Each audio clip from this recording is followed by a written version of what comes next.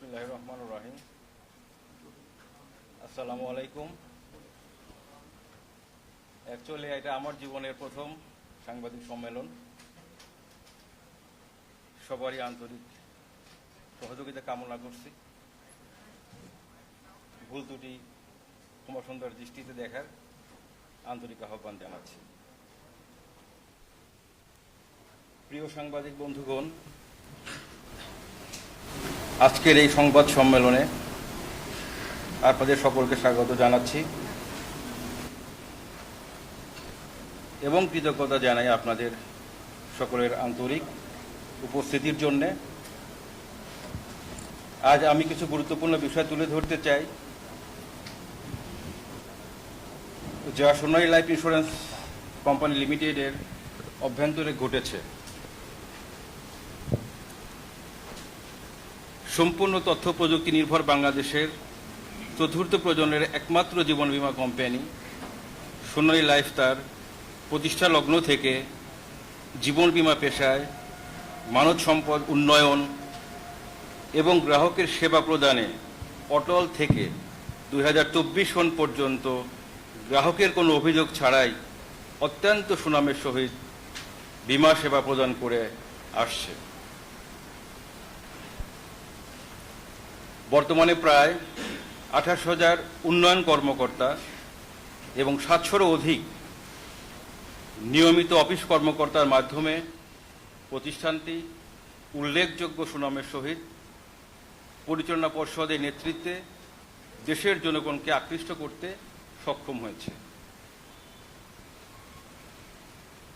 ভাগ্যে নির্মম পরিহাস, আমাদের গড়ে তোলা সিও জনাব মীর রাশেদ বিন আমান অনৈতিকভাবে অফিসের একজন জুনিয়র কর্মকর্তাকে 3 বছর আগে গোপনে বিয়ে করেন।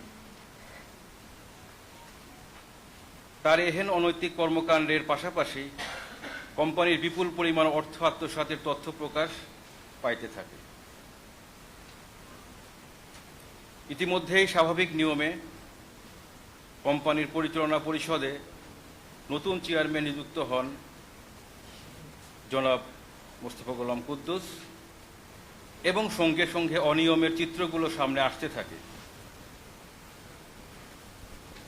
কোম্পানির স্বার্থে অভিযোগগুলো তদন্তের জন্য আন্তর্জাতিক খ্যাতিসম্পন্ন বহুজাতিক অডিট ফার্ম পিডব্লিউসি প্রাইস ওয়াটারহাউস কুপার্সকে নিয়োগ দেন। নবনিযুক্ত চেয়ারম্যান নিযুক্তির 7ম দিনের মাথায় নিয়োগ দেয় এই কোম্পানিকে এবং দীর্ঘ তদন্তের শেষে তাদের রিভিউ অডিট কার্যক্রম যথাসময়ে সম্পন্ন করে।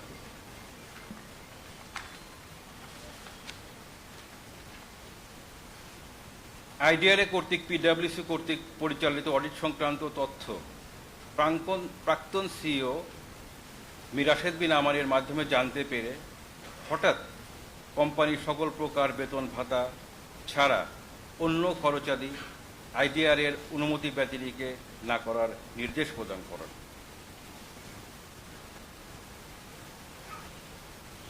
সঙ্গত কারণে পিডব্লিউসি এর অডিট সংক্রান্ত রিভিউ অডিট ফি দেওয়া সম্ভব হয়নি।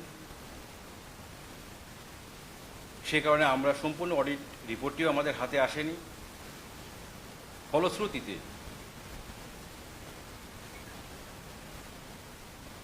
এই রিপোর্টগুলো আমরা হাতে পাইনি। কিন্তু রিভিউ অডিট চলাকালীন সময়ের শেষে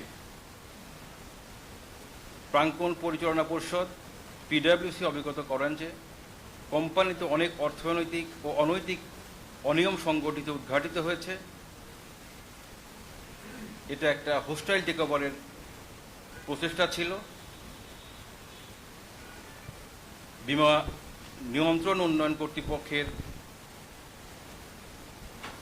বারংবার প্রকৃত অবস্থা অবগত করার পরও অডিট ফি এর অনুমোদন না করে MS হুদাবাসী নামক একটি স্থানীয় অডিট রিভিউ ফার্ম, যা আইডিআরএ কর্তৃক অনুমোদিত নয় এবং স্পেশাল অডিটের তালিকায় MS হুদাবাসী নাম না থাকায় সত্ত্বেও বিমা খাতের সম্পূর্ণ অনভিজ্ঞ প্রতিষ্ঠানটিকে অডিট করার দায়িত্ব দেওয়া হয় ব্যক্তিগত সম্পর্ক বিবেচনায়। মাত্র কয়েকদিনের মাথায় অডিট কার্যক্রমে কর্তৃপক্ষীয় অসহযোগিতার অভিযোগে বিমা উন্নয়ন ও নিয়ন্ত্রণ কর্তৃপক্ষ অসন্তোষ প্রকাশ করে।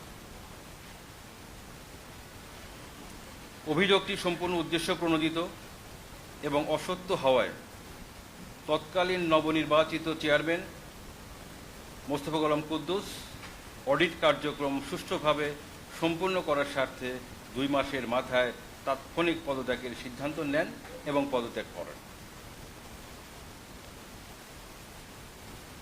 পরবর্তীতে প্রায় 4 মাসেরও অধিক সময় তদন্ত করে অডিট রিপোর্টটি আমাদের পরিচালনা পরিষদের নজরে না এনে পরিচালনা পর্ষদের সদস্যদের কেন সাময়িক বরখাস্ত করা হবে না উল্লেখ করে আইডিআরএ ব্যাখ্যা পরিষদ তলব করেন।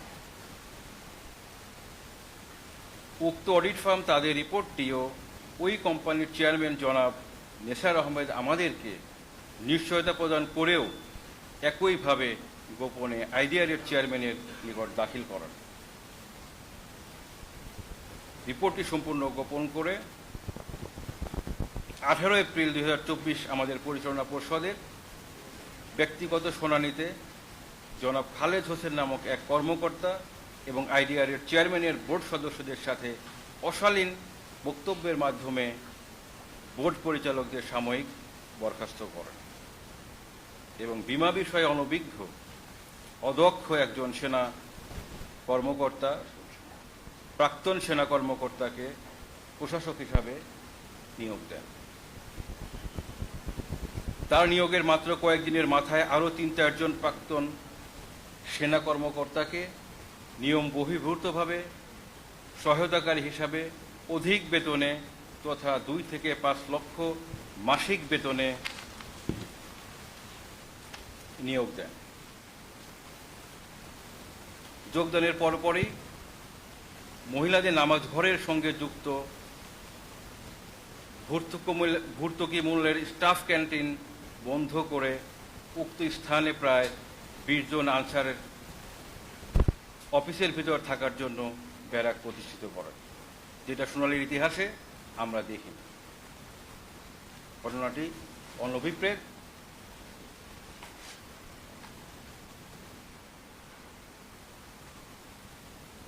দশ বছর অধিক কাল ধরে ধূমপানবিহীন এই প্রতিষ্ঠানটিতে ধূমপান চালু করেন।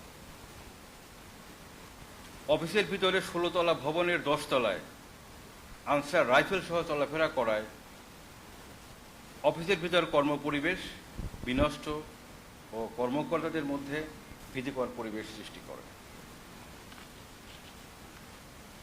স্বাভাবিক নিয়মে 6 মাসের কম সময়ে উৎসব ভাতা না পাওয়ার বিধান থাকা সত্ত্বেও 7 কর্মদিবস ও তার কয়েকদিন বেশি চাকরি করেও প্রশাসক ও তার সহযোগীরা পূর্ণ বেতনসহ ঈদ বোনাস অনৈতিকভাবে নিয়ম বহির্ভূতভাবে গ্রহণ করেন।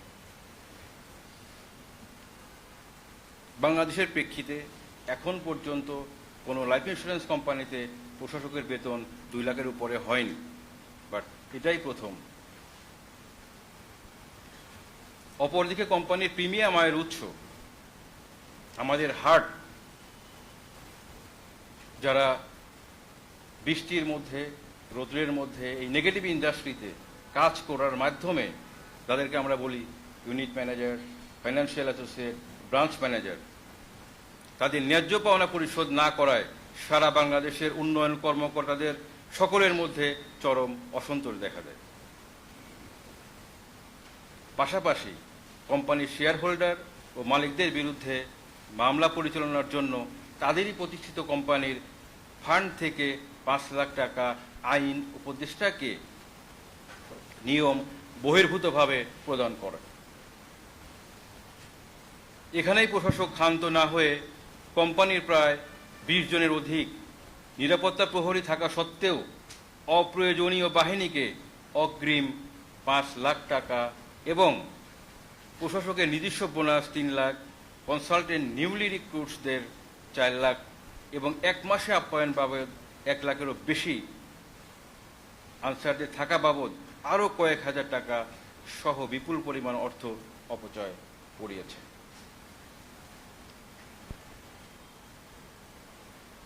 প্রশাসকের ব্যক্তিগত নিরাপত্তারক্ষী ড্রাইভারকে কোম্পানির গেস্ট হাউসে সার্বক্ষণিক থাকার ব্যবস্থা করেছে।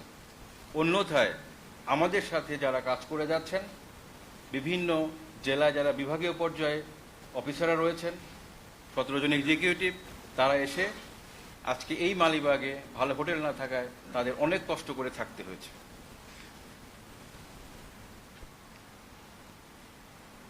এতেও তিনি ক্ষান্ত হননি।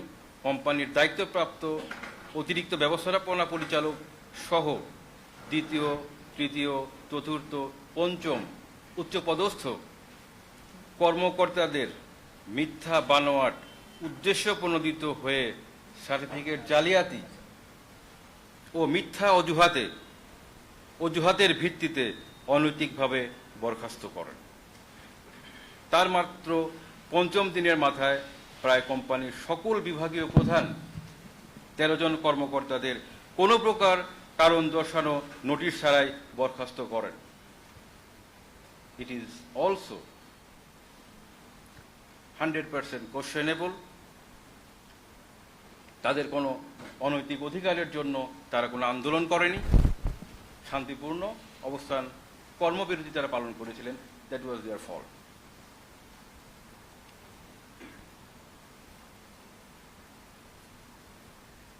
এবং রাত 10টার পরে, বরখাস্ত করার পরে রাত 10টায় প্রত্যেকের হোয়াটসঅ্যাপের মাধ্যমে অবগত করেন। এটাও কোনো অফিসিয়াল প্রসিডিউর না।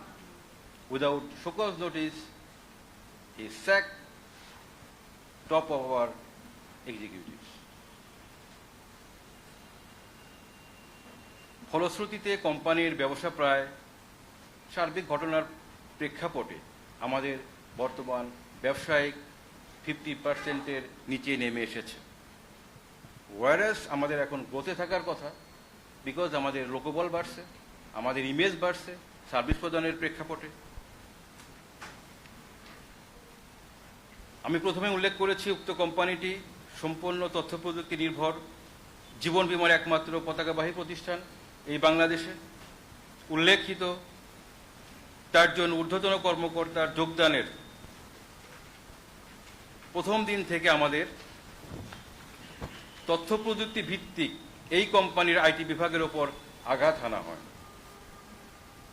যার এবং যাদের কল্যাণে আমাদের দীর্ঘ 8 বছর পরিশ্রমের ফসল হিসাবে এই আইটি এর তথ্য প্রযুক্তি সিস্টেমটি ব্যবহার হয়ে আসছে, সেই প্রজেক্টের প্রধান জনাব হাসিব রেজা সহ 10 জনকে আটকে রেখে প্রশাসক ও সাদেক নামের একজন তথাকথিত আইটি কনসালটেন্ট কোম্পানির সফটওয়্যারের সুপার অ্যাডমিন এবং সোর্স কোড নেওয়ার জন্য প্রচণ্ড চাপ প্রয়োগ করেন। একটা সময় হাসিব রেজা মানসিক ভারসাম্য হারিয়ে ফেলেন। কিন্তু এই চাওয়াটি সম্পূর্ণ অবৈধ এবং সফটওয়্যার কোম্পানির এটা একটা ইন্টেলেকচুয়াল প্রপার্টি। এর নিয়ম বহির্ভূত বিধায় যথাযথ কর্তৃপক্ষের অনুমোদন অথবা লিখিত আদেশ দেওয়ার অনুরোধ করলেও সকলকে প্রশাসক মহোদয় হুমকি ধামকি প্রদান করতে থাকে। এক পর্যায়ে জনাব হাসিব রেজা ওয়াশরুমে যাওয়ার কথা বলে স্থানীয় রামপুরায় থানায় যান এবং একটি সাধারণ ডায়েরি করেন। কিছুক্ষণের মধ্যে সেখান থেকে অপরিচিত একজন লোক জনাব হাসিব রেজার বাড়ি শনাক্ত করার প্রচেষ্টাও করেন। পরের দিন হঠাৎ আইটি বিভাগের হারুন নামক অপর এক কর্মকর্তাকে প্রশাসকের রুমে অবরুদ্ধ করে সোর্স কোড নিয়ে নেয় এবং সেই দিন হতে উপরোল্লিখিত সাদেক নামক লোকটি পলাতক রয়েছে। তৃতীয় দিনে সকল আইটি কর্মকর্তাদের বাধ্য করে রেখে দেন এবং ঠিক ফজরের নামাজের আগ মুহূর্তে সার্ভার রুম খুলতে বাধ্য করেন এবং সার্ভার নিরাপত্তা সরবরাহকারী প্রতিষ্ঠানের লোকজনকে ডেকে এনে চরমভাবে সকাল থেকে মধ্যরাত পর্যন্ত হ্যাস্ত ন্যস্ত করে বলে আমরা জানতে পারি। অন্যায়ভাবে সোর্স কোড নেওয়ার পর সাদেক নামীয় ওই প্রশাসকের অযোগ্যতার কারণে সফটওয়্যার কপি করার উদ্যোগ নিয়েও ব্যর্থ হন।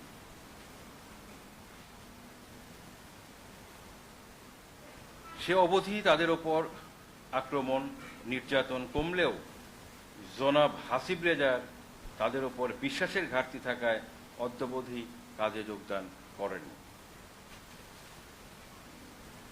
উল্লেখিত প্রশাসক ও তার সহযোগী কর্মকর্তাগণ বীমা সংক্রান্ত একজন ব্যতীত কোনো অভিজ্ঞতাই নেই। মাত্র 12 দিন পূর্বে হঠাৎ করে কর্মচারীদের সন্তানদের জন্য প্রতিষ্ঠিত শিশুদের ডে কেয়ার সেন্টার বন্ধ করে দেন। পাশাপাশি আমাদের একটা জিম ফ্যাসিলিটিস আছে আমাদের 14 তলায়, সেটা উনি বন্ধ করে দেন উইদাউট নোটিশ। মহামান্য হাইকোর্টের আদেশ পাওয়ার পরেও উনি অমান্য করে ইউএম, এফএ এবং বিএমদের মার্কেটিং অ্যালাউন্স, কোয়ার্টারলি বোনাস সহ অন্যান্য পাওনাদি স্থগিত রেখেছেন। এই প্রশাসক ও তার সহযোগীরা কোম্পানির সেলস পলিসি, যাকে আমরা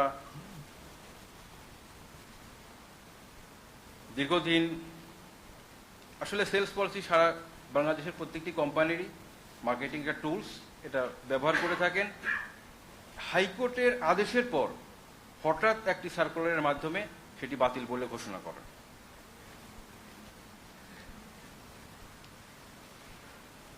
হঠাৎ করে প্রশাসক কোম্পানির 35 জন গাড়ি চালকদের কোনো প্রকার ন্যায়সঙ্গত কারণ না দেখিয়ে বেতন ভাতা বন্ধ করে দেন। গাড়ি চালকগণ তাদের ন্যায্য বেতন আদায়ের লক্ষ্যে লেবার কোর্টের দ্বারস্থ হয়েছেন। কোম্পানির ঊর্ধ্বতন 17 জন কর্মকর্তাদের কোনো কারণ ছাড়া জুন মাসের মাসিক বেতন এখনো পর্যন্ত বন্ধ রেখেছে। প্রশাসক নিয়োগের পর হতে তাদের পরিচিত ভেন্ডর ছাড়া অন্য সকল ভেন্ডরের ন্যায্য বিল পেন্ডিং রেখেছেন। ফলশ্রুতিতে কাস্টমার সার্ভিস চরমভাবে ব্যাহত হচ্ছে এবং আমাদের সুনাম ক্ষুণ্ণ হচ্ছে। দীর্ঘ 10 বছরের মধ্যে এই প্রথমবারের মতো মৃত্যু দাবি 7 দিন পার হওয়ার পরেও আমরা সেটেল ডাউন করতে পারিনি। অন্য অন্য বিমা দাবি লাইক মেয়াদ পূর্তির মূল্য, পার্ট ম্যাচিউরিটি, সারেন্ডার সহ অন্যান্য যে ক্লেমগুলো আছে ডিউটিতে দেওয়ার কথা থাকলেও আমরা দিতে পারিনি এই প্রশাসক মহোদয় আসার পর থেকে। আপনারা জেনে খুশি হবেন, এই 11 বছর পর্যন্ত সারা বাংলাদেশে 205টি ব্রাঞ্চের কোনো একটা ব্রাঞ্চের দরজায় আমাদের গ্রাহকরা নক করতে পারেনি তাদের কোনো পাওনার জন্য। This is our moral victory. সে কারণে আমরা আজকে ইন্ডাস্ট্রির সংস্কারক বলতে পারেন। সেই সুনাম ক্ষুণ্ণ হওয়া এখানে $1 মিলিয়ন কোশ্চেন। আজকে আমরা গ্রামীণ ফোনের বিল দিতে পারি না, কাস্টমার সেন্টার বন্ধ হচ্ছে, SMS সার্ভিস বন্ধ হচ্ছে, এরকম রিলেটেড পেপার বন্ধ হচ্ছে, প্রিন্ট দেওয়ার কোনো সুযোগ নাই। Every service is in completely hamper. দীর্ঘ 10 বছরের মধ্যেই প্রথমবারের মতো মৃত্যু দাবি ও অন্যান্য বিমা দাবি 7 দিনের বেশি অতিক্রান্ত করার পরও প্রদান করা হয়নি, যা এই কোম্পানির নিজস্ব অস্তিত্বের ওপর চরম আঘাত। 28,000 বিমা কর্মীর ভবিষ্যৎ হুমকির সম্মুখীন হয়েছে এবং এই কোম্পানিকে ব্যর্থ কোম্পানি হিসাবে রূপ দেওয়া এবং মালিকানা পরিবর্তনের ষড়যন্ত্রে লিপ্ত রয়েছে বলে অভিযোগে প্রকাশ। সোনালী লাইফের সকলের আশঙ্কা, যা উল্লেখিত প্রশাসক শুধুমাত্র বীমা উন্নয়ন ও নিয়ন্ত্রক সংস্থার চেয়ারম্যানের একক প্রচেষ্টা ইচ্ছায় করে যাচ্ছেন বলে আমাদের দৃঢ় বিশ্বাস। আমরা আশা করি তাদের এই অপপ্রচেষ্টা ব্যর্থ হবে। আমরা প্রার্থনা করি আমাদের যারা কোম্পানির পরিচালক হিসাবে আছেন তাদের অনতিবিলম্বে পুনর্বহাল করে কোম্পানির সংশ্লিষ্ট প্রায় 28,000 পরিবার ও তাদের উপর নির্ভরশীল 60 থেকে 70,000 বীমা পরিবারের সদস্যদের আপনাদের ক্ষুরোধার লেখনীর মাধ্যমে প্রাণ ফিরে পাবে বলে আমাদের দৃঢ় বিশ্বাস। আপনাদের উপস্থিতির জন্য বিশেষ ধন্যবাদ, আন্তরিক কৃতজ্ঞতা এবং সকলের সর্বাঙ্গীন মঙ্গল কামনা করছি। জনপ্রিয় এই বীমা বান্ধব সরকার, আমাদের মাননীয় প্রধানমন্ত্রী যিনি বলেন আমি বীমা পরিবারের সদস্য,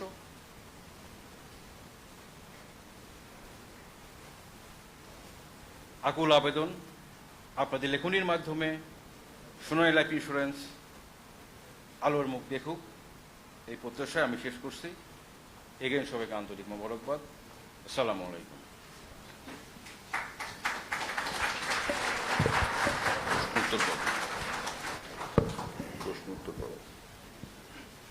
ধন্যবাদ আমাদের বর্তমান সমসাময়িক বিষয়টা খুব সুন্দরভাবে উপস্থাপন করার জন্য। এ পর্যায়ে আসলে প্রশ্ন উত্তর পর্ব। সো সাংবাদিক ভাই বোনরা, আপনাদের যদি কোনো প্রশ্ন থাকে সো আমাদের সম্মানিত ম্যানেজমেন্টের কাছে এটা রাখতে পারেন।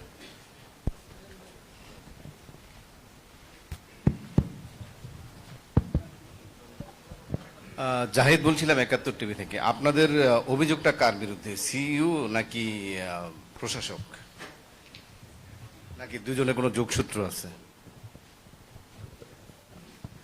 ধন্যবাদ। আমাদের বেসিক্যালি আমাদের মূলত সোনালী লাইফ ইন্স্যুরেন্স পুনরুদ্ধারের বিষয়ে আমরা সোনালীর কর্মী হিসেবে আমাদের প্রথম লক্ষ্য হচ্ছে সোনালী লাইফ ইন্স্যুরেন্সকে টিকিয়ে রাখা ব্যবসায়ী হিসেবে। এই টিকিয়ে রাখার যুদ্ধে আমাদের প্রতিপক্ষ যারাই হবেন তারাই বেসিক্যালি আমাদের অভিযোগ তাদের বিরুদ্ধে। যেমনটি আমরা যখন কোম্পানিতে ব্যবসা করছিলাম, আমরা যখন নিয়মিতভাবে সব কিছু পাচ্ছিলাম, তখন কিন্তু আমাদের কর্মপরিবেশ স্বাভাবিক ছিল।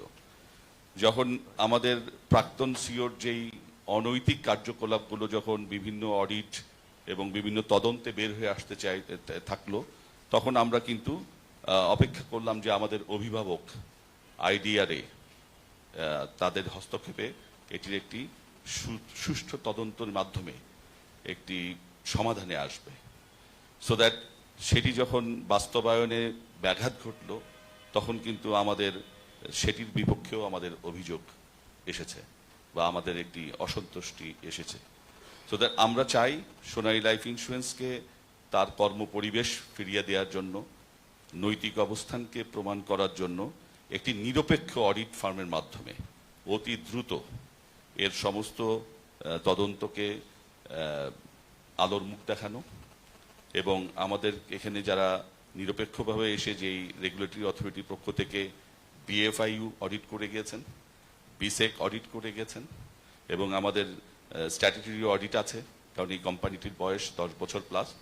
সো 10টি বছর ধরে যেই কোম্পানিটি সুনামের সাথে একটি গ্রাহকেরও কোনো অভিযোগ না থাকার রেকর্ড তৈরি করেছে বাংলাদেশে, সেই কোম্পানিটির হঠাৎ করে এমন কি ঘটে গেল যে আমাদের কোনো বিষয়ের ক্ষেত্রেই এখন আর কোনো জিনিসগুলোকেই আলোর মুখ দেখতে দেয়া যাচ্ছে না বা দেয়া হচ্ছে না। সো আমাদের কারো বিরুদ্ধে অভিযোগের থেকেও সবচেয়ে বড় বিষয় যেটি হচ্ছে, আমরা চাই একটি স্বচ্ছ তদন্ত নিরপেক্ষ অডিট ফার্মের মাধ্যমে এবং এই রিপোর্টটি প্রকাশের মাধ্যমে আমাদের কর্মপরিবেশ ফিরিয়ে দেয়া এবং বর্তমানে যিনি আমাদের সরাসরি অভিভাবক হিসেবে যে প্রশাসক নিয়োগ হয়েছেন, আমরা তারও পরিবর্তন চাই। কেন? কারণ যিনি ইন্স্যুরেন্স সম্পর্কে কোনো ধারণা রাখেন না, কোনো অভিজ্ঞতা রাখেন না, দক্ষতা রাখেন না, তিনি হয়তোবা অন্য পেশায় অত্যন্ত যোগ্যতা সম্পন্ন হতে পারেন, তবে ইন্স্যুরেন্স সম্পর্কে তার এই বিষয়টি যে প্রমাণিত, এখন তিনি যেভাবে তার কনসালটেন্টস নিয়োগ করেছেন এটিও অবৈধ। তার কর্ম পরিকল্পনার মধ্যে পরিষ্কার করে ইদ্রা থেকে অনুমোদন যেটা দিয়েছে সেটা হচ্ছে দৈনন্দিন কার্য পরিচালনা এবং এটি নিরপেক্ষ অডিট ফার্মকে দিয়ে অডিট করানো। তিনি আসলেন 21শে এপ্রিল, হাইকোর্টের স্টে অর্ডারের পরে উনি আবার 2 মে থেকে আসলেন। 2 মে থেকে আসার পর থেকে আমরা তার অডিট রিলেটেড কোনো তৎপরতা আমরা দেখলাম না। তিনি শুরু করে দিলেন আমাদের যে কোনো সুযোগ সুবিধা ব্যবসায়িকভাবে আমরা পেয়েছিলাম সেইগুলোকে বাধাগ্রস্ত করা, এবং কোনো প্রকার উত্তর দেওয়ার জন্য ওনার কাছে গেলেই উনি অশ্লীল ভাষায় এবং অকথ্য ভাষায় তিনি আমাদেরকে তার রুম থেকে বের করে দিয়েছেন। তার কাছে গেলে তার অ্যাপয়েন্টমেন্ট পাওয়া যায় না, আমাদেরকে মূল্যায়ন করার কোনো সুযোগ তিনি নেন না, এবং আমাদের যারা ব্যবসায়িক সংগঠনের সাথে আমরা যারা FA unit manager, branch manager সহ এক্সিকিউটিভরা আছি, তাদের মধ্যে দ্বিধাদ্বন্দ্ব তৈরি করার জন্য একটা ডিভাইডেড রুলস উনি ইন্ট্রোডিউস করলেন। ভেতর থেকে এক একজনের বিরুদ্ধে নানান মিথ্যা বানোয়াট বিভিন্ন কমপ্লেনকে রেজ করে উনি শোকজ দিলেন। শোকজের উত্তর দেওয়া হলেও একটি উত্তরকে উনি কোনোভাবেই গ্রহণযোগ্য না করে তিনি তাদেরকে টার্মিনেশন স্টার্ট করলেন। উনি তো এই কাজের জন্য আসেননি, উনি এসেছেন আমাদেরকে পুনর্জীবিত করার জন্য। তিনি এসেছেন আমাদের অভিভাবক হিসেবে ইদ্রার পক্ষ থেকে, যেটি একটি গভর্নমেন্ট রেগুলেটরি অথরিটি। তিনি তো আমাদের সাথে কথা বলবেন, তিনি আমাদের ব্যবসা পরিচালনার নীতি নির্ধারণী বিষয়গুলো নিয়ে আলোচনা করবেন। সমঝোতার ভিত্তিতে আমাদের যদি কোম্পানিতে পূর্বতন সিও কোনো ভুল করে থাকে তার সংশোধনের জন্য আমরা প্রস্তুত, কিন্তু সোনালীকে ধ্বংস করে সেটি কার্যকর করার যে উদ্যোগ তিনি নিয়েছেন এটি আমাদের কাছে অত্যন্ত অসন্তুষ্টি তৈরি করেছে। ধন্যবাদ। ধন্যবাদ আমাদের সম্মানিত অ্যাসিস্ট্যান্ট ম্যানেজিং ডিরেক্টর জনাব মঞ্জুর মুর্শেদ সাহেবকে মূল্যবান উত্তর দেওয়ার জন্য। ধন্যবাদ। আমি ওয়ালেদ নিউজ 24 টেলিভিশন থেকে। প্রশ্ন হচ্ছে, আপনাদের যে যিনি প্রাক্তন চেয়ারম্যান মোস্তফা গোলাম কুদ্দুস, তিনি কি রূপালী ইন্স্যুরেন্সেরও চেয়ারম্যান কিনা, একই ব্যক্তি কিনা একটু বলবেন, মানে বলেন। এই মুহূর্তে তিনি রূপালী জেনারেল ইন্স্যুরেন্স যেটি আছে সেটির উনি দায়িত্বপ্রাপ্ত চেয়ারম্যান হিসেবে আছেন যতটুকু আমরা জানি।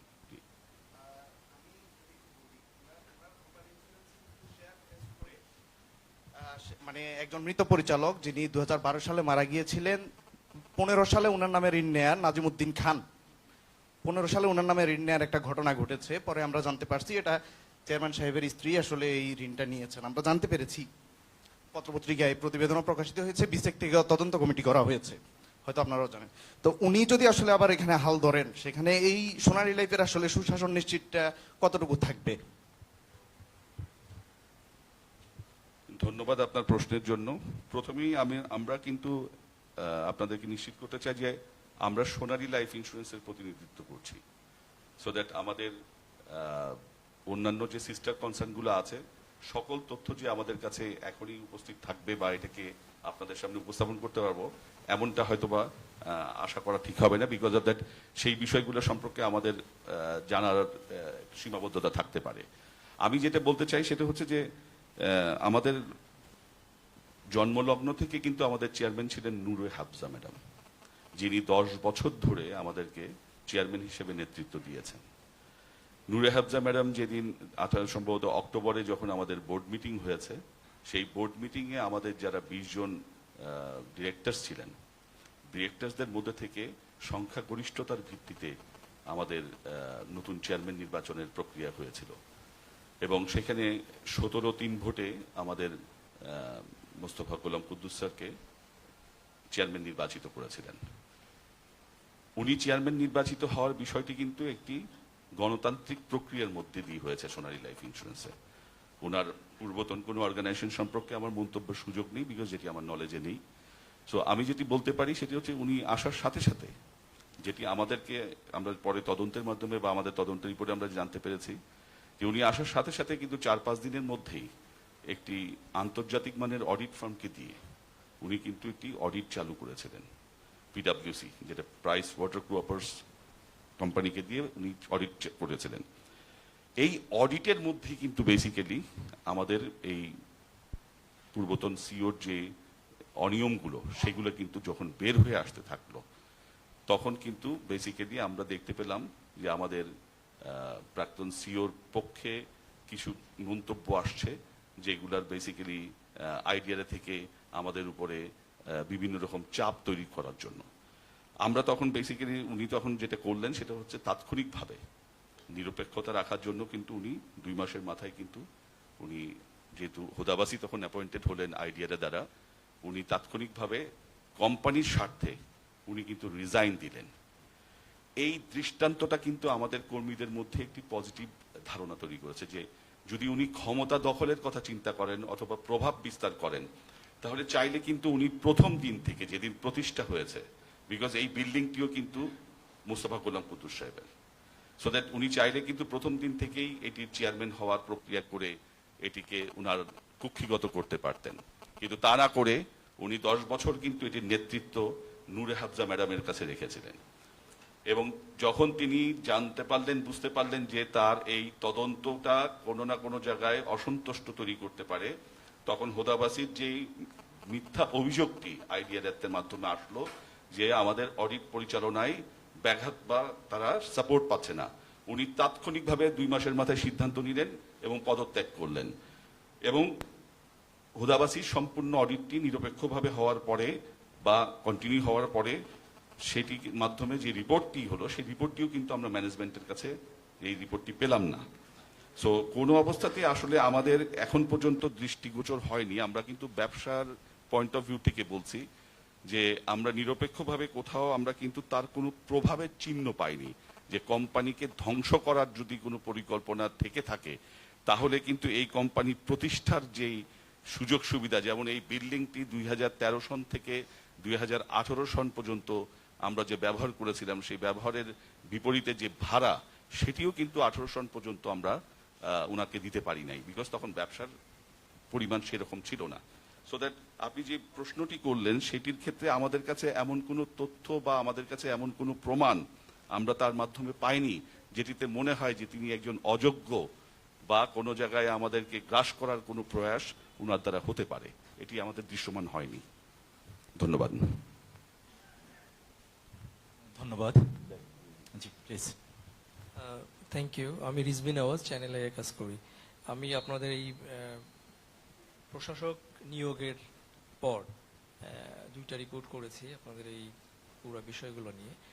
2-3টা বিষয়ে যদি একটু ব্যাখ্যা দেন আপনারা, যেটা প্রশাসক মহোদয় আমাদের গণমাধ্যম কর্মীদেরকে উনি বলেছেন লাস্ট আমরা যখন ইন্টারভিউ করেছি ওনার, উনি বলেছেন যে আপনারা মার্কেট থেকে গত বছর 850 কোটি টাকা 800 কোটি প্লাস প্রিমিয়াম বাবদ আহরণ করেছেন, যে টাকাটা নাকি পাওয়া যাচ্ছে না।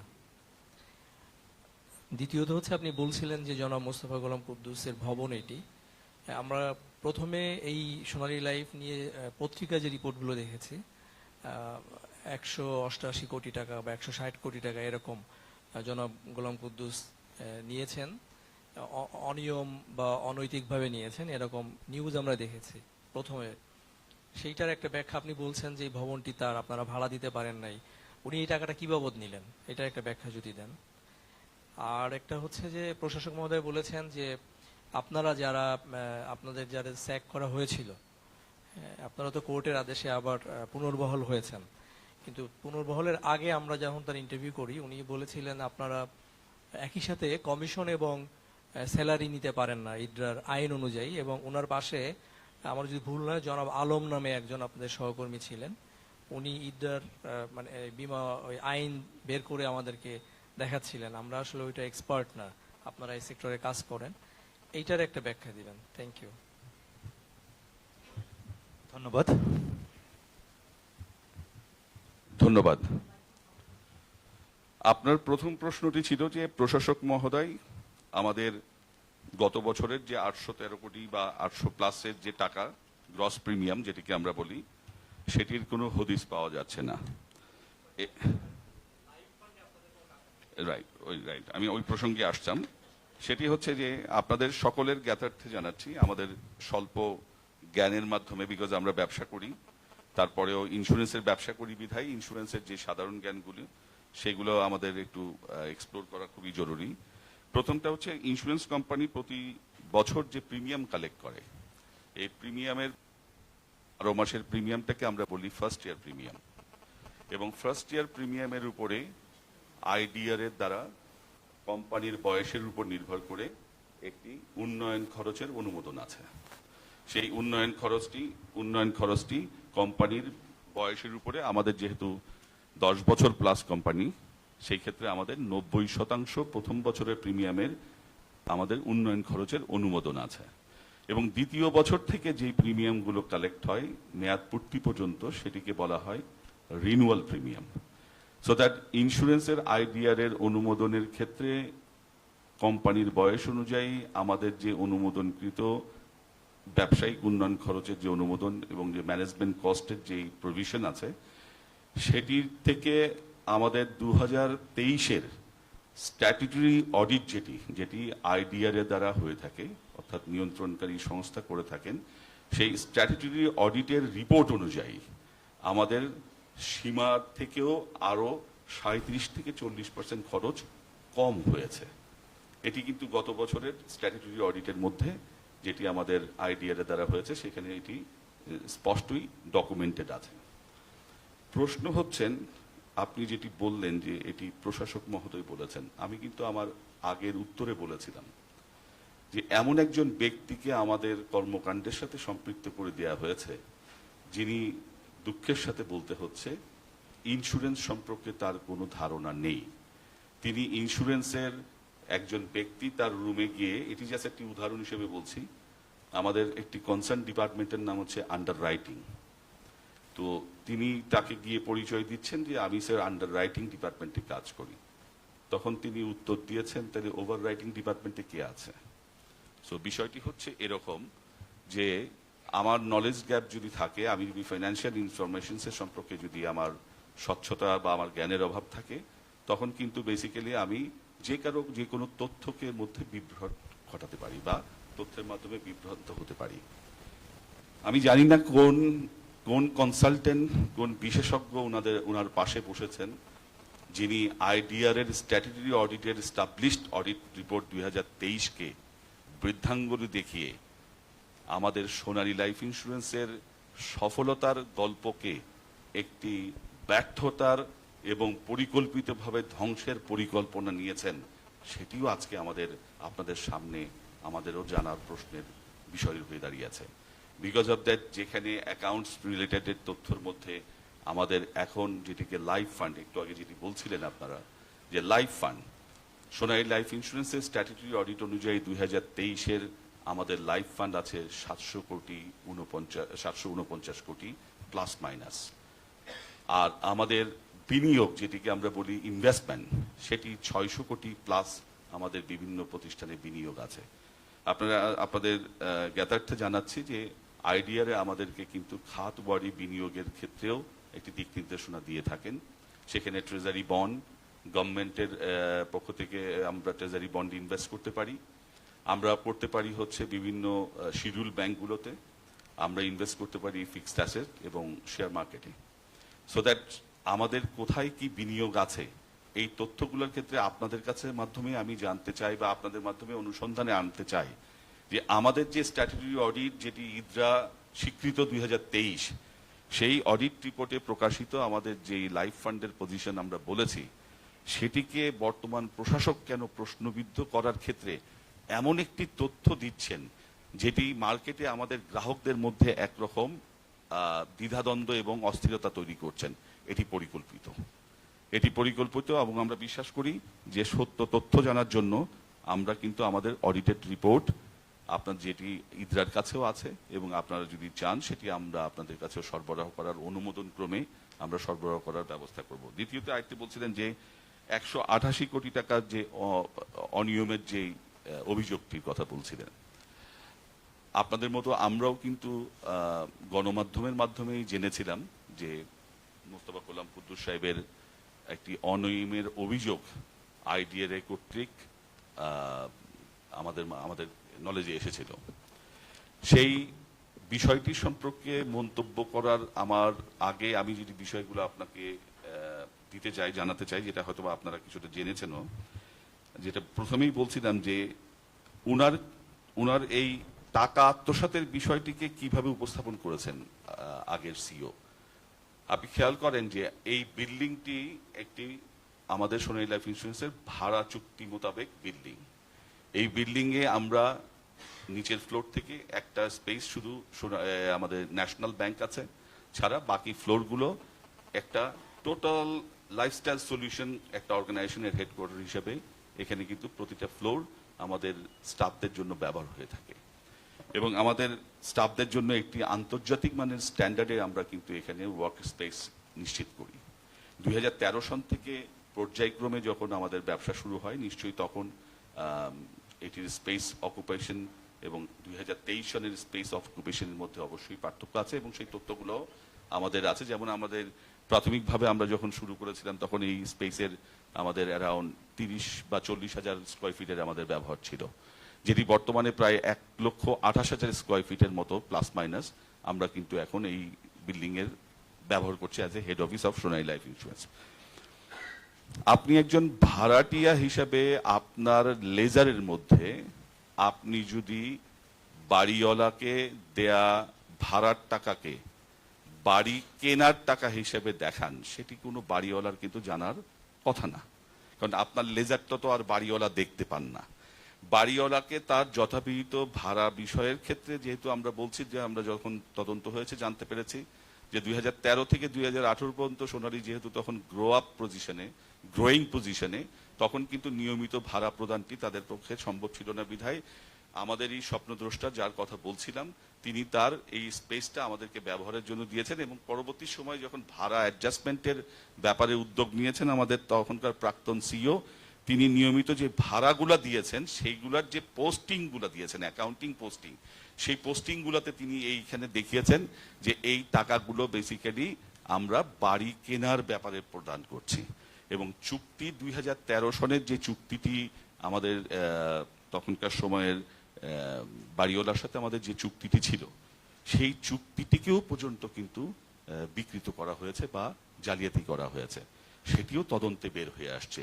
বিসেকের তদন্তেও সেটি বেরিয়ে হয়ে আসছে, সেটি আইডিআরেও জানেন এবং সেটি কিন্তু এখন প্রমাণিত।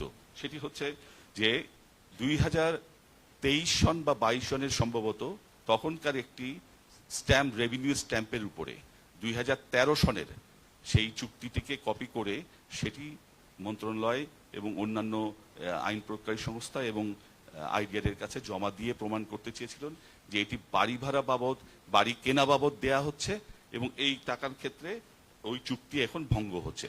পরে যখন ইনভেস্টিগেশন হয়েছে তখন ইনভেস্টিগেশনে কিন্তু বিসেক, বিএফআইইউ তাদের প্রত্যেকের ইনভেস্টিগেশনে সেই তদন্তর বিষয়গুলো কিন্তু জালিয়াতির বিষয়গুলো বের হয়ে এসেছে।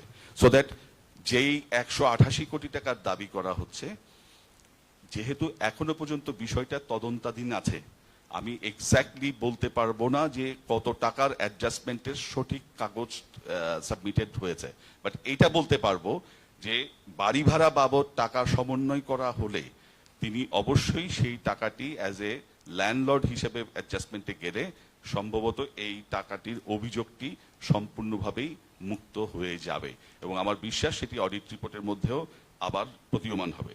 থার্ড, যেটি আপনি বলছিলেন টার্মিনেটেড এক্সিকিউটিভদের কমিশন অথবা স্যালারি প্রসঙ্গে একটি বিষয় আপনি বলছিলেন। আপনারা নিশ্চয়ই জানেন যে লাইফ ইন্স্যুরেন্স ইন্ডাস্ট্রিতে কিন্তু বেসিক্যালি আমরা বিজনেস এনে ইনকাম শেয়ার করি। এখানে কিন্তু বিজনেসের উপরেই সমস্ত আয় বন্টন হয়ে থাকে। আমরা বেসিক্যালি ফাইন্যান্সিয়াল অ্যাসোসিয়েটস যারা বিজনেসের founder, unit managers, branch managers, এই পর্যায় পর্যন্ত কিন্তু আইডিআরএ অনুমোদনের যে বিষয়টি আছে, যে কমিশনস, সেই কমিশনের স্ট্রাকচার অনুযায়ী কমিশন দেওয়া হয় এবং তার সাথে ব্যবসায়িক উন্নয়ন খরচ হিসাবে আমাদেরকে কিন্তু বিভিন্ন ধরনের অ্যালাউন্স প্রোভাইড করা হয়, যেই অ্যালাউন্সটি কিন্তু আইন সম্মত এবং ইদরা অনুমোদিত। কিরকম?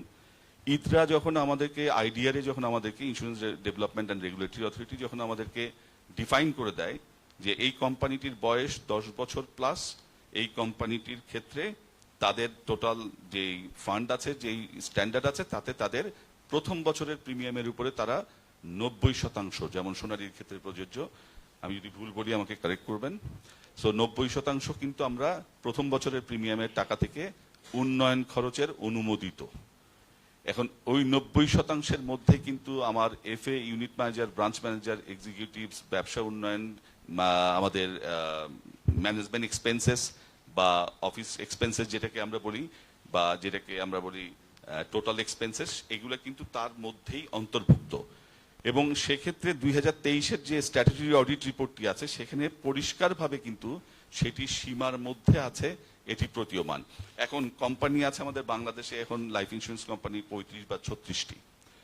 এক একটা কোম্পানি কিন্তু তার ওই সীমার মধ্যে থেকে ডিসবার্সমেন্টের ক্ষেত্রে কোন ক্যাটাগরিতে কি দিবে সেটি কিন্তু তারা বিভিন্ন নাম দিয়ে এটিকে ডিসবার্স করে।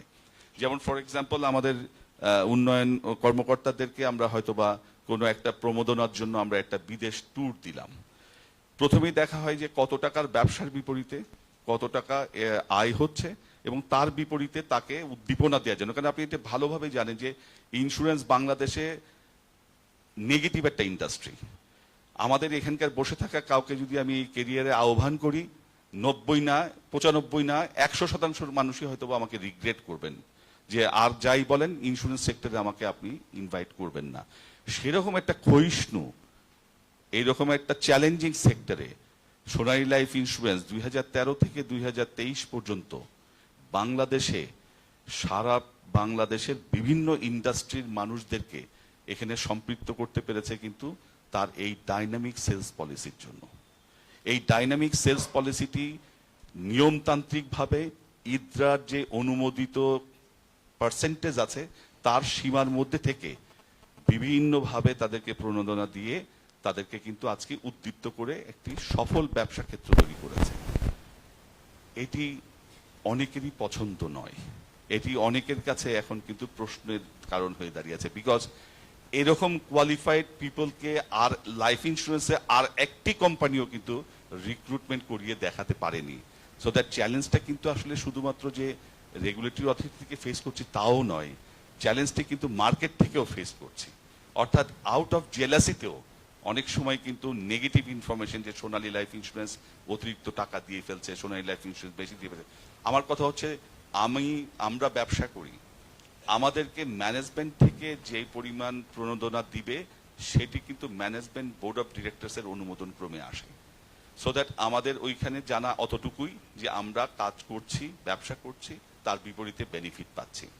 মোর ওভার আমাদের অভিভাবকের বাইরেও কিন্তু আমাদের রেগুলেটরি অভিভাবক আছেন যিনি আইডিআরে, যারা দক্ষতার সাথে গত 10-11 বছর কিন্তু সোনালী লাইফ ইন্স্যুরেন্সের বছরের পর বছরের ফাইন্যান্সিয়াল স্টেটমেন্ট, স্ট্যাটুটরি অডিট এগুলো কিন্তু তারা কার্যক্রম চালিয়ে গেছেন। তাহলে আমার প্রশ্ন হচ্ছে 10 বছর কোম্পানিটি সফলতার সাথে, ভালোর সাথে, সুনামের সাথে আইডিআরের চেয়ারম্যানের সবচেয়ে ভালো যেই নোটস, যেই সফলতার নোটস, সেটিও আমরা গত বছর একটি সেলিব্রেশন অনুষ্ঠানে পেয়েছি, যেখানে তিনি পরিষ্কারভাবে আমাদের একটি সেলিব্রেশন অনুষ্ঠানে বলেছিলেন বাংলাদেশের লাইফ ইন্স্যুরেন্স কোম্পানিতে সোনালী লাইফ ইন্স্যুরেন্স এমন একটি মেয়ে যেই মেয়েটিকে আলাদা করে কোনো একটা বিশেষণ দিয়ে ভালো বলার দরকার নেই, মেয়েটির সবকিছুই ভালো, সেই হচ্ছে সোনালী লাইফ ইন্স্যুরেন্স। আজকে 4 মাসের মাথায়, 5 মাসের মাথায় এমন কি ঘটে গেল যে সোনালী লাইফ ইন্স্যুরেন্সের 10 বছরের সমস্ত কর্মপরিকল্পনাই এখন অলমোস্ট অবৈধতার দিকে টার্ন নিচ্ছে। এটি উদ্দেশ্য প্রণোদিত। আপনাদের মাধ্যমে আমি জানতে চাই, বা আমরাও আপনাদের সহযোগিতা চাই যে এই তথ্যটি উদ্ঘাটন হওয়া দরকার। তাহলে কি 10 বছর ধরে আইডিআরে যথাযথ নিয়ম পালন করেননি, আমাদেরকে তদারকি করেননি, এটিও তো প্রশ্ন আসতে পারে। তো আমার বিশ্বাস যে আমরা এক্সিকিউটিভসরা যেই স্যালারি পাই এর বাইরে আমাদেরকে যেই মার্কেটিং অ্যালাউন্সেস দেয়া হয় সেটিও কিন্তু দেয়া হয় ব্যবসার উপরে। আমি যদি কোনো ব্যবসা না করতে পারি, একটি টাকাও কিন্তু অতিরিক্ত মার্কেটিং অ্যালাউন্সের কোনো সুযোগ সোনালী লাইফ ইন্স্যুরেন্সে আমি পাই না। তাহলে আমি যদি 1 কোটি টাকার বিজনেস করি, আরেকজন যদি 10 কোটি টাকার বিজনেস করেন, দুইজন কিন্তু মার্কেটিং অ্যালাউন্স সেম পান না। মার্কেটিং অ্যালাউন্স থেকে কমিশন নাম দিয়ে এটিকে বিতর্কিত করার একটি উদ্যোগ বলেই আমি মনে করি। ধন্যবাদ।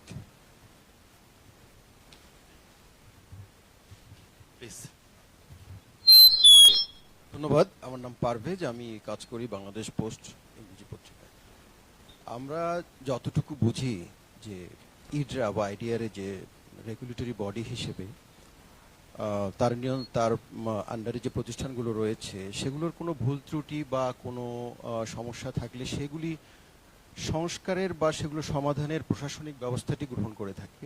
সেই প্রক্রিয়ার অংশ হিসেবেই যদি প্রশাসক নিয়োগ হয়ে থাকে, এবং আমরাও যতটুকু গত কয়েক মাসে ধরে এই প্রক্রিয়ার সাথে আমরা নানানভাবে সম্পৃক্ত, বিশেষ করে আমরা যারা ফিনান্সিয়াল এবং বিজনেস ট্রেন্ডে রিপোর্টিং করি, তো যতটুকু জেনেছি যে ঘটনাগুলো ঘটেছে সেগুলি প্রতিষ্ঠানটির সংস্কারের পক্ষে না হয়ে এটি ইমেজের একটা দারুণ সংকট তৈরি করেছে।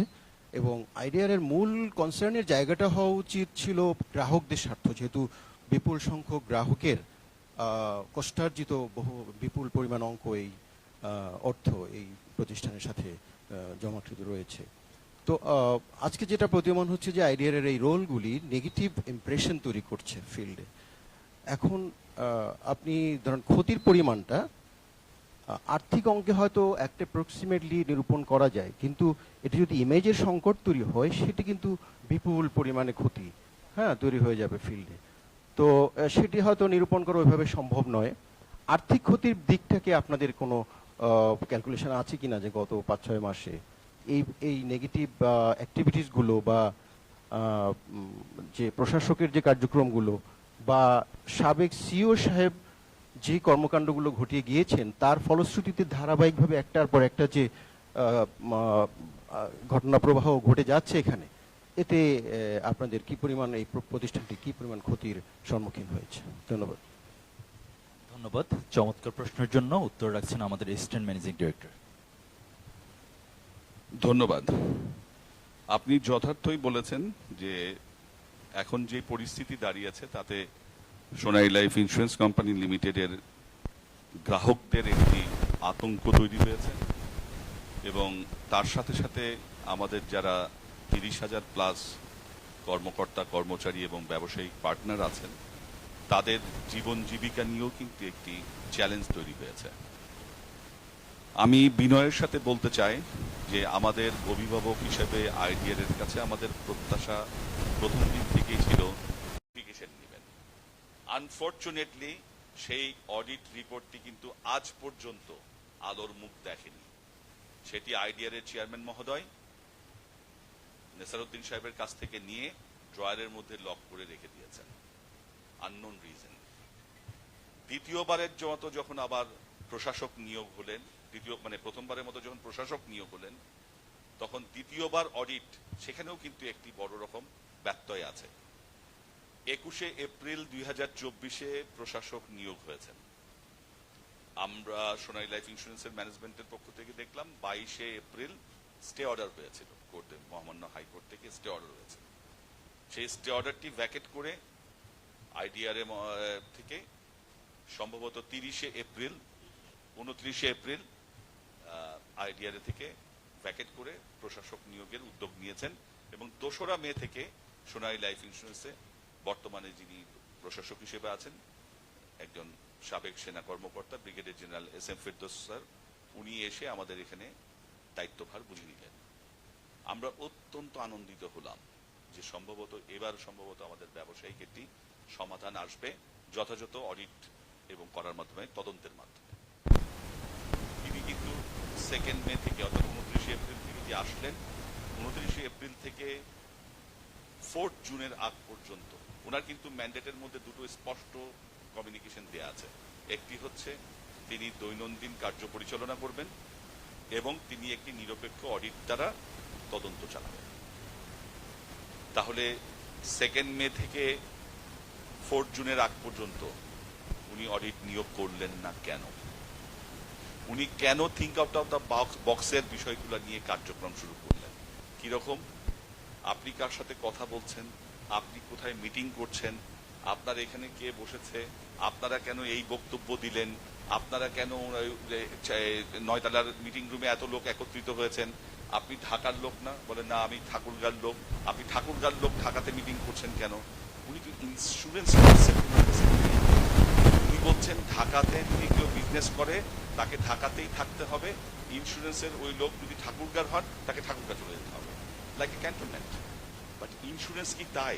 ফান্ডামেন্টাল অফ ইন্স্যুরেন্স হচ্ছে একজন ইউনিট ম্যানেজার থেকে শুরু করে ব্রাঞ্চ ম্যানেজার একজন ফাইন্যান্সিয়াল অ্যাসোসিয়েটকে কিন্তু তিনি রিক্রুট করেন গভর্নমেন্ট অথরিটির পক্ষ থেকে, লাইক আইডিআর এর অনুমোদন করে। তাহলে আমার একজন পছন্দনীয় ব্যক্তি যিনি আমার সাথে সংগঠন করতে পারবেন, ব্যবসা করতে পারবেন, তিনি বাংলাদেশের যে কোনো মাথায় হতে পারেন। এখানে কেউ কাউকে রিক্রুট করে দেয় না। ইন্স্যুরেন্স, লাইফ ইন্স্যুরেন্স কোম্পানিতে কোনো ব্যক্তি, কোম্পানি এইচআর দ্বারা রিক্রুটেড হয় না, হয় হচ্ছে সংগঠন ভিত্তিতে। এই বিষয়টি উনাকে আজ পর্যন্ত না আমরা বোঝাতে পেরেছি, না তথাকথিত কনসালটেন্ট যারা রুমের মধ্যে বসে থেকে তার সাথে কনস্পিরেসি করছে তারা তাকে বোঝাতে সক্ষম হয়েছে। তিনি ব্যবসায়িক ওই বিষয়টি যেমন নজর নিতেও রাজি না, তেমনি সেই বিষয় থেকে যথাযথ উদ্যোগ নিতেও রাজি না। যেমনটি বলছিলেন যে কত ক্ষতি হয়েছে, আমি বলবো অপরিসীম ক্ষতি হয়েছে। আমরা যদি এটিকে আর্থিক কাউন্টে নিয়ে আসি তাহলে এই মুহূর্তে আমাদের এবছরের টার্গেট ছিল 1100 কোটি টাকা গ্রস প্রিমিয়ামের। সেখানে আমাদের এখন সম্ভবত 250 থেকে 300 কোটি টাকা বা 300-350 কোটি টাকার ব্যবসা আমরা করতে পেরেছি। বাট বাই দি জুন বা জুলাই পর্যন্ত ইউজুয়ালি আমাদের কিন্তু 50 to 60% বিজনেস হয়ে যায়। তাহলে ব্যবসায়িক ভাবেও আমরা সেখানে কিন্তু অলরেডি পশ্চাৎপদ একটা পজিশনে যেমন চলে গেছি, তেমনি অসংখ্য কাস্টমার ওনার এই আতঙ্ক সৃষ্টির পরিপ্রেক্ষিতে এবং ওনার এই অনৈতিক বিভিন্ন কার্যকলাপের কারণে, কারণ ব্যবসায়ীদেরকে উনি অস্থির করে রেখেছেন। ওনার প্রথম টার্গেট সোনালী লাইফ ইন্স্যুরেন্সের কর্মীদেরকে এখান থেকে বের করে দাও। বিপরীতে কি উদ্যোগ? সম্ভবত তিনি যাদের এজেন্ডা বাস্তবায়নের জন্য এসেছেন তাদের কর্মী নিয়োগের প্রক্রিয়াকে দিয়ে এটিকে রিপ্লেসমেন্ট করার একটি প্ল্যানিং করেছেন। যেহেতু হোস্টাইল টেক ওভারের প্ল্যান এখানে দৃশ্যমান, সেহেতু তা আমাদের এই সংগঠনটাকে ভেঙে দেওয়া একটি মৌলিক চাহিদা হিসেবে তিনি দেখছেন। সেটাকে বিতর্কিত করার জন্য কমিশন নাম দিয়ে, স্যালারির নাম দিয়ে, বেনিফিট নাম দিয়ে উনি আমরা বেশি নিচ্ছি, এটির একটি মিথ্যা অভিযোগ, বানোয়াট একটি অভিযোগকে উনি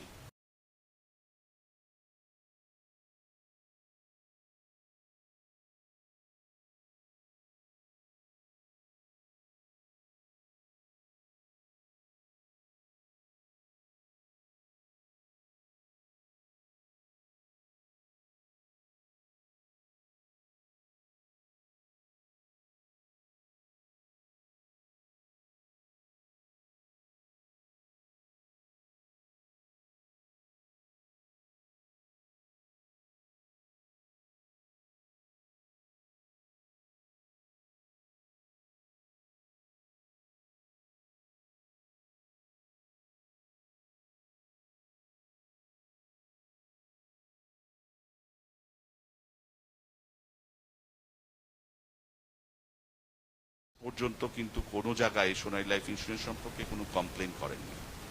আপনারা জানেন নিশ্চয় যে প্রশাসক নিয়োগের, আমি একটু পুরনো কথাটাই আবার এখন বলছি, প্রশাসক নিয়োগের কিন্তু একটি কর্মপদ্ধতি আছে।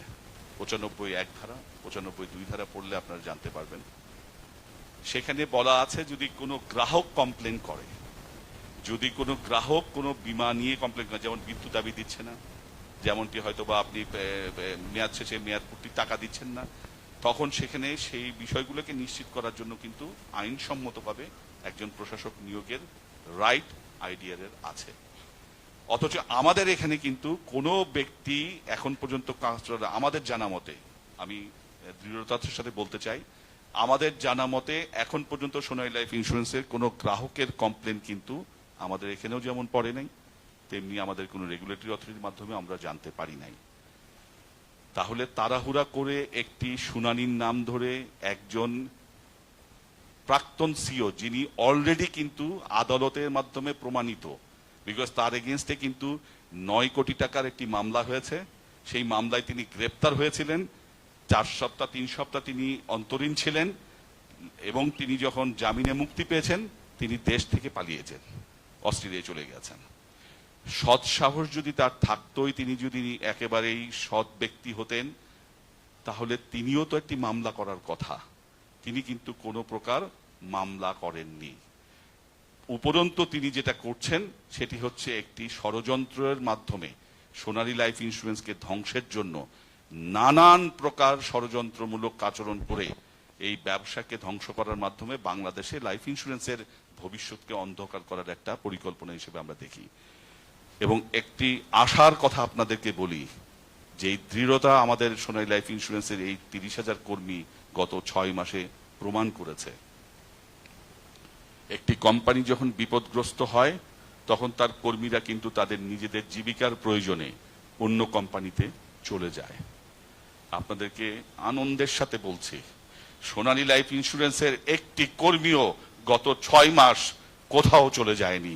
তারা বিশ্বাস করে সোনালী লাইফ ইন্স্যুরেন্স একটি স্বচ্ছ প্রতিষ্ঠান, সোনালী লাইফ ইন্স্যুরেন্সের ব্যবসায়িক নীতিমালা, গ্রাহক সেবা পৃথিবীর সেরা কোম্পানি হিসেবে বিশ্বাস করে বলেই তারা এখনো পর্যন্ত তাদের প্রতিষ্ঠানকে পাহারা দিয়ে রেখেছে।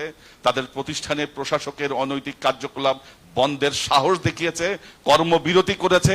আজকে সকালেও প্রশাসকের 2জন লোক এখান থেকে ডকুমেন্টস চুরি করার জন্য এসে ধরা পড়েছে এবং তাদেরকে এখানে বন্দি করে রাখা হয়েছিল। এবং তাদেরকে আমরা যখন পুলিশের হাতে দিয়েছি, পুলিশ স্টেটমেন্ট নিয়েছে, তাদের সমস্ত জিনিসের যে করেছে, একটি জব্দ লিস্ট করেছে এবং তারপরে তাদেরকে এখান থেকে ছেড়েছে। আপনি আমাদেরকে প্রশাসক হিসাবে গত 3 দিন আগে যখন কর্মবিরতি হিসাবে আমরা আপনার রুমের সামনে অবস্থান নিলাম, আপনি রাত্রে 10:30টার সময় পুলিশের সহায়তায়, আনসারের সহায়তায় রুমের বাইরে এসে আমাদেরকে কথা দিলেন তারপরের দিন আপনি আমাদের সাথে বসে বিষয়গুলো সমাধান করবেন। আজ পর্যন্ত তিনি আর অফিসে ফেরেন নাই। আমরা তার সন্ধানে আইডিআরএতে গিয়েছিলাম গত পরশুদিন, আমি রাইট? পরশুদিন আমাদের ব্রাঞ্চ ম্যানেজার, সম্মানিত ব্রাঞ্চ ম্যানেজাররা আইডিআরএতে গিয়ে একটি অফিসিয়াল চিঠি দাখিল করেছেন। প্রথমে আমরা চেয়েছি আইডিআরএর চেয়ারম্যান মহোদয়, কিন্তু তিনি আমাদের অভিভাবক। আমরা এখনো বিশ্বাস করি আইডিআরএর চেয়ারম্যান মহোদয় যদি আন্তরিকতার সাথে বিষয়টিকে নিরপেক্ষভাবে তদন্তের মাধ্যমে আমাদেরকে যদি সহায়তা করেন, আমাদেরকে যদি আমাদের সোনালী লাইফ ইন্স্যুরেন্সের প্রতি উনি যদি নিরপেক্ষতা দেখান, তাহলে সোনালী লাইফ ইন্স্যুরেন্স তার ব্যবসা বান্ধব পরিবেশের মাধ্যমে তার পূর্বাবস্থায় ফিরে যেতে সক্ষম। আর যদি অতিরিক্ত খরচ হয়ে থাকে, তার নীতিমালা ইদ্রাতে আছে। অতিরিক্ত খরচের বিষয়ের ক্ষেত্রে শুধু বীমা নয়, ব্যাংকেরও কিন্তু একটি নীতিমালা আছে। নীতিমালা বহির্ভূতভাবে হলে সেটির এগেনস্টে কিন্তু নিরপেক্ষ তদন্ত বা অডিটের মাধ্যমে কিন্তু আপনি যে কোনো প্রক্রিয়া নিতে পারেন, তাতে আমাদের কোনো বাধা নেই। কিন্তু আমাদের বিরুদ্ধে যে ষড়যন্ত্রের জন্য যে প্রশাসকের মাধ্যমে আমাদেরকে ধ্বংস করার যে প্ল্যান করা হয়েছে, এটি আপনাদের মাধ্যমে আমরা উপস্থাপন করতে চাই যে আমরা ব্যবসার পক্ষ থেকে অতিরিক্ত কোনো টাকার দাবি রাখি না, কখনো রাখি নাই। যদি কোনো কারণে আমাদেরকে বেশি খরচ দেয়া হয়ে থাকে, সেটি যদি অডিটের মধ্যে আসে, তাহলে সেটি সংশোধনের ক্ষেত্রেও আমরা একমত আছি, আমাদের কোনো বাধা নেই। কিন্তু কোনো মিথ্যা অভিযোগ এবং আমাদেরকে কোনো প্রকার ভয়ভীতি প্রদর্শন করে সোনালী লাইফ ইন্স্যুরেন্সকে আত্মসাৎ করার অথবা এটাকে হাইজ্যাক করার কোনো পরিকল্পনা আমাদের শেষ রক্তবিন্দু পর্যন্ত থাকা পর্যন্ত আমরা হতে দিব না। ধন্যবাদ।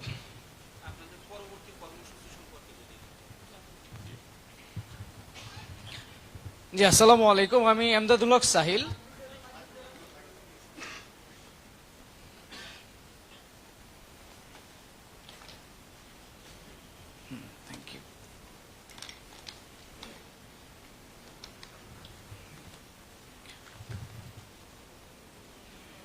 আসসালামু আলাইকুম। আমি এমদাদুল হক সাহিল, সোনালী লাইফ ইন্স্যুরেন্স কোম্পানির অ্যাসিস্ট্যান্ট ম্যানেজিং ডিরেক্টর। আপনার প্রশ্নটির জন্য ধন্যবাদ। আপনি যেটি জানতে চেয়েছেন আমাদের পরবর্তী কর্মসূচি কি, আমি বর্তমান কর্মসূচি এবং বর্তমান অচল অবস্থাটা আপনাকে একটু ব্যাখ্যা করি।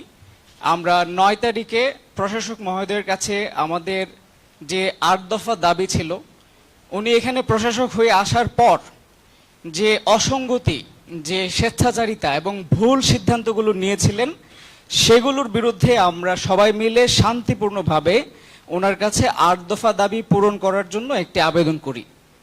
উনি 9 তারিখ সেটি রিসিভ করেন, সেটি রিসিভ কপি আমাদের কাছে আছে। সেই 8 দফা দাবি নিয়ে তার 3 দিন পরে আমরা যখন 12 তারিখ ওনার কাছে যাই, 12 তারিখ উনি এটা নিয়ে অনেক কথা ঘোরাতে থাকেন, পেঁচাতে থাকেন। এভাবে 13-14 তারিখ পর্যন্ত আমরা ওনার লাস্ট 14 তারিখ ওনার সাথে যখন আমাদের কথা হয়, তখন উনি আমাদেরকে আশ্বস্ত করেছিলেন যে উনি 15 তারিখ দুপুর 2টায় আমাদের সাথে বসে এই 8 দফা দাবির সমাধান করে দিবেন।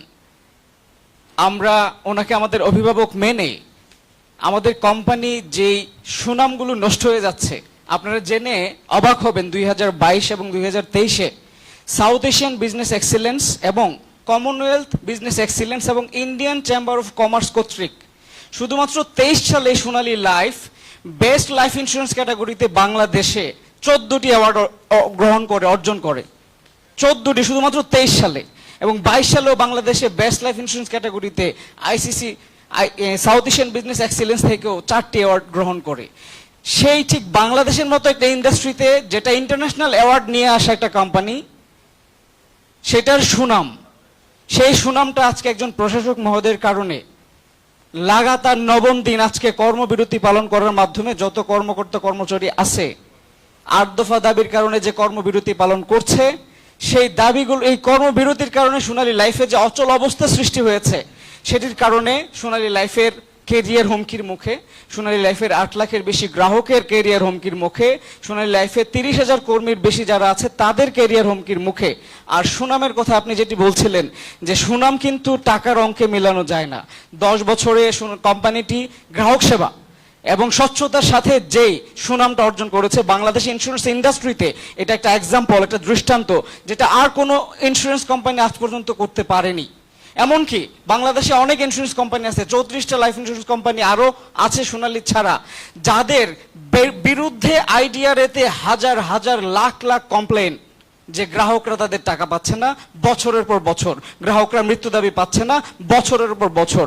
ওই সমস্ত কোম্পানিগুলোতে প্রশাসক নিয়োগ না করে, যেখানে সোনালী লাইফ আন্তর্জাতিকভাবে best life insurance company award পেয়ে যাচ্ছে টানা 2 বছর, যেখানে একটি গ্রাহকের কোনো অভিযোগ নেই, সেখানে কোন আইনে উনি প্রশাসক দিয়েছেন যেখানে বলা আছে যে যদি গ্রাহকের স্বার্থ ক্ষুণ্ণ হয় আইডিআরএ একটা প্রতিষ্ঠানে প্রশাসক নিয়োগ দিতে পারেন, অথচ 11 বছর চলে আমাদের একটা গ্রাহকের স্বার্থ ক্ষুণ্ণ হওয়ার কোনো নাম নেই। তাহলে কোন উদ্দেশ্যে, কোন কারণে, কার এজেন্ডা বাস্তবায়নে কোনো প্রকার প্রিকশন না নিয়ে, বিসেককে না জানিয়ে, বাংলাদেশ ব্যাংকে না জানিয়ে এই প্রশাসক নিয়োগ করেছেন? প্রশাসক আসার পরে থেকে উনি নিজের মুখে কয়েকবার আমাদেরকে বলেছেন উনি ইন্স্যুরেন্স সম্পর্কে কিছুই বোঝেন না, কিছুই জানেন না, এইটারও ভিডিও রেকর্ডিং পর্যন্ত আমাদের কাছে আছে। তাহলে উনার মুখের কথায় উনি যদি না জানেন, না বুঝেন, তাহলে এমন অনভিজ্ঞ একজন ব্যক্তিকে কি কারণে একটা সুপ্রতিষ্ঠিত বাংলাদেশের টপ র্যাঙ্ক লাইফ ইন্স্যুরেন্স কোম্পানিকে চালানোর জন্য, পরিচালনা করার জন্য পাঠানো হয়েছিল? ওনার মূল এজেন্ডা ছিল অডিট। উনি অডিট শুরু করেছে 45 দিন পরে। কেন? ওনার টাইম ফ্রেম ছিল 60 দিন, আদালত যেটি হুকুম দিয়েছিল, রায় দিয়েছিল।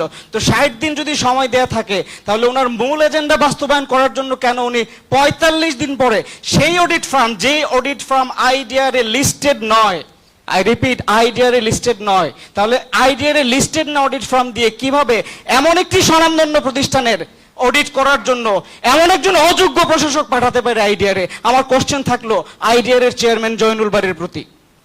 আমরা ধারণা করছি ওনার পিছনে অন্য কেউ হয়তো ভিন্ন উদ্দেশ্যে সোনালী লাইফকে ধ্বংস করার জন্য এই ধরনের পায়তারা চালাচ্ছেন। আপনি প্রশ্ন করেছেন আমাদের কার্যক্রম কতদিন চলবে। আমরা 14 তারিখ ওনাকে অনেক শান্তিপূর্ণভাবে, অনেক চমৎকারভাবে, উনি সহ ওনার যত কনসালটেন্ট আছে, আমি ওনার সাথে যোগাযোগ করেছি, আমি আশ্বস্ত করেছি আপনারা যদি সমাধান করে দেন সবাই কাজে ফিরে যাবে, কেউ একটা শব্দ করবে না। 8 দফা দাবি খুব সহজ। আমাদের 5 জন কর্মকর্তা কর্মচারী যাদেরকে উনি বিনা কারণে অন্যায়ভাবে বরখাস্ত করেছেন, তাদেরকে উনি ফিরিয়ে নেবেন। উনি এটা মানার আগেই কিন্তু আদালত থেকে আমরা রায় পেয়েছি। ওই যেদিন আমরা ওই কথা বলেছি সেদিন উনি অন্যায়ভাবে আরো 13 জন কর্মকর্তাকে উনি সাসপেন্ড করেছেন। আরো পরের দিনে আমরা আবার ওই 13 জনকে আদালত থেকে কিন্তু রায় নিয়ে ফিরে এনেছি। আমরা যদি ভুল থাকতাম, আমরা যদি ভুল হতাম, আদালত কখনোই তার বহিষ্কার আদেশের বিপরীতে স্টে অর্ডার দিত না।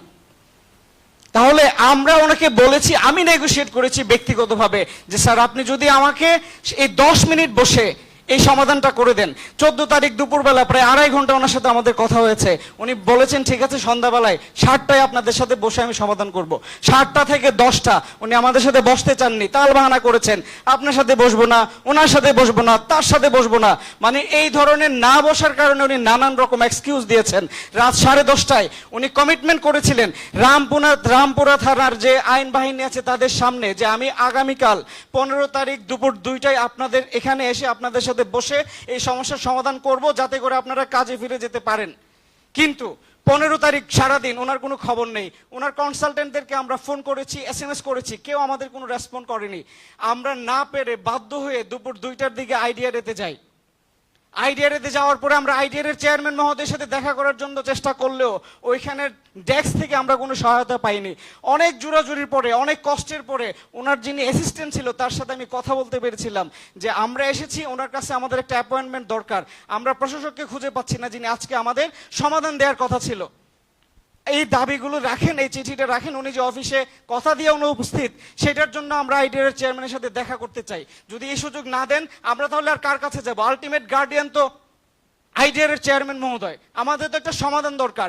এই অচল অবস্থা চলতে থাকলে, এই প্রশাসক যেভাবে চালাচ্ছে এইভাবে চালাইতে থাকলে সোনালী লাইফের ধ্বংস খুব অচিরে। আমরা বাংলাদেশে এমন চমৎকার একটি কোম্পানি যেখানে সোনালী লাইফ মানে অলরেডি ফলোয়েবল ছিল। সব কোম্পানি, ইদ্রার সব মেম্বাররা বলছিল ফলো সোনালী লাইফ, এগুলো রেকর্ডিং আছে, আপনারা চাইলে নিতে পারবেন। তো কর্মসূচি হচ্ছে আমরা ওনাকে জানিয়েছি আপনি আমাদের দাবি মানেন, আমরা কাজে ফিরে যাব। উনি 15 তারিখ অফিসে আসেননি, উনি 16 তারিখ অফিসে আসেননি, আজকে 17 তারিখ, আজকে তো বন্ধ। মানে অনাকাঙ্ক্ষিত ভাবে আজকে সকাল 5টায় ওনার দুইজন, একজন ভোর 5টায়, একজন হচ্ছে ওনার বডি সিকিউরিটি মানে পার্সোনাল সিকিউরিটি, আরেকজন হচ্ছে পার্সোনাল অ্যাসিস্ট্যান্ট।